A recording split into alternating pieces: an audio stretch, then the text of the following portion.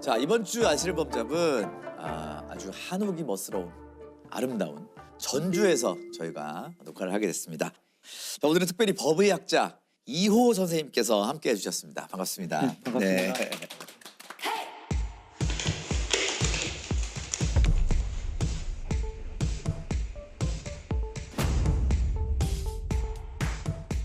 저는 한 몇 년 전 기사긴 한데요. 뭐 국내 법의학자가 60명밖에 없고 전북 지역에는 한 분만 이호 두 명 선생님만 있습니다. 우리 노상재 교수님 한 분 또 이제 됐고요. 60분이면 지금 우리나라에서 벌어지는 사건에 비해서 좀 적으신 편인가요? 적죠. 실은 네.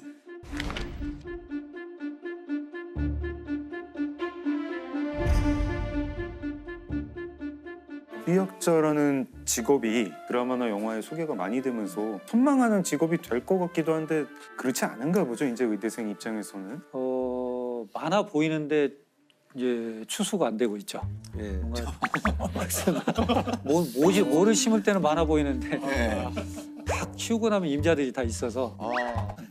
비유가 절묘하시네요. 아이, 감사합니다 작가님. 추수꾼 24년 하셨어요. 몇 건 정도 하셨다고 보면 될까요? 예, 직접 감정서를 쓴 건 약 3,000건 정도가 좀 넘고요. 동료들하고 같이 본 건들은 이제 기억은 없지만 5,000건 넘지 않았을까 이렇게 보고 있습니다. 5천 건. 와. 상상이 안 가네요. 쉬울 것 같진 않은데. 그러니까 저희들 상식으로는 참 쉽지 않죠. 쉽지 않은. 예, 저도 그 부검에 한번 3번 정도 네. 들어가 본 적이 있는데 네. 처음에 가장 놀랐던 게 그 시체에 뭔가 죽음의 마지막 순간과 표정이 얼굴에 담겨 있는 거예요. 그래서 그게 아직도 사실 생각이 나거든요. 그래서 그때 처음 봤던 게 실은 시신을 보는 것, 시신을 대하고 부검하는 것보다 부검이 끝나고 법정에 제출해야 될 감정서 작업이 저한테 더 스트레스예요.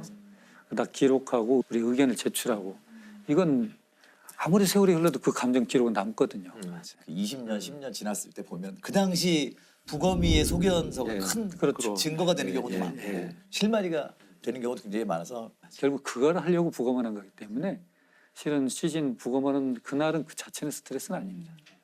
그 전공을 네. 이제 의학을 공부하시면서 법학을 하셨다고 제가 우연히 이제 저희가 법정에 제출하는 감정서를 네. 제출하는 것이 법의학이거든요.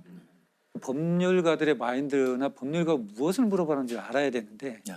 의학적인 관점으로만 답변하는 동문서답이 될 수 있다는 네. 생각을 해서 법학사를 한 거죠. 법학사를 법학사. 공부하구나. 그래서 형법도 형사소송법도 배우니까 그전에는 의사 입장에서 볼 때 왜 이런 반복적이고 이상한 질문을 자꾸 할까라고 했던 질문이 법률가는 이렇게 물어볼 수도 있겠구나라고 맞춰서 이제는 그 질문에 대해서 미리 생각을 하고 답변하게 됐죠. 그래서 저희 후배들은 대부분 법학사를 해요. 일단 사건 하나 제가 소개하려고 하는데요. 2009년 6월에 광주에서 있었던 사건인데요. 그 초등학생 공기총 살인 사건 이렇게 알려진 거예요. 되게 끔찍한 사건인데 그러니까 밤 8시 반쯤일 거예요. 이제 사건의 그 범죄자인 40대 이 씨가 운전을 하고 가다가 횡단보도를 건너고 있는 그 초등학생을 신호도 무시하고 달려서 친 거예요.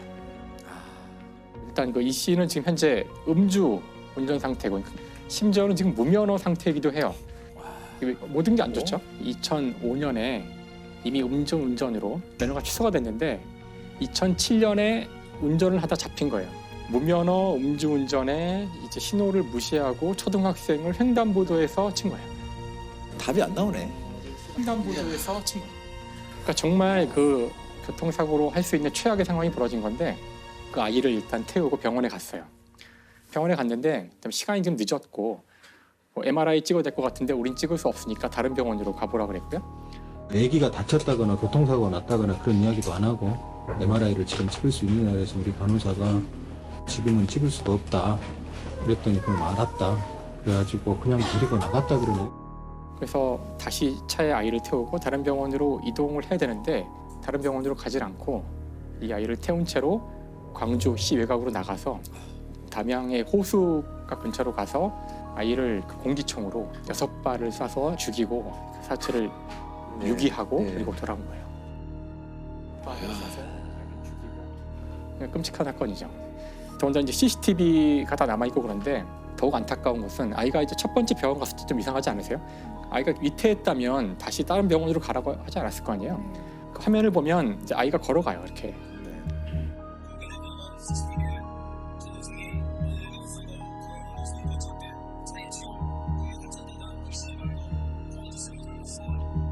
그러니까 아이는 크게 다치지 않은 상태였다는 거예요. 그러니까 다 거짓말한 거죠. 그래서 아마도 지금 자기의 상황이 3개월만 더 있으면 이제 응시를 하고 면허가 생길 수 있을 텐데 이런 사고가 터지니까 이 사건을 은폐하려고 아이를 이제 죽인 거예요. 아이를 죽이고. 그래서 이제 굉장히 안타까운 이제 사건이고 이제 어쨌든 여기에 지금 보면은 술이 몇 차례 걸려져 있는 걸 알 수 있어요. 그러니까 일단 범죄자가 이 사건을 벌이게 되는 이유도 음주운전으로 이 면허가 취소되고 한 거. 이 사건 자체도 이제 음주 중에 벌어지는 이제 사건이고. 그렇죠. 그래서 이렇게 끔찍한 사고를 보면서 마시지 말아야 되는 거죠. 그런 상황까지는. 그래서 그거를 인지하고 마셨다고도 볼 수 있기 때문에 오히려 사고를 저지른 사람이 죄를 조금이라도 더는 데는 전혀 기여하는 바가 없다고 생각합니다.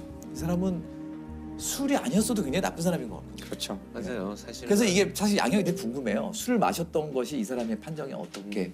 살인 및 사체 유기 혐의로 해서 무기징역을 선고받게 되는데 사체 무기징역? 유기로 무기징역이 나왔으니까 술을 별로 고려하지 않은 것 같은데요.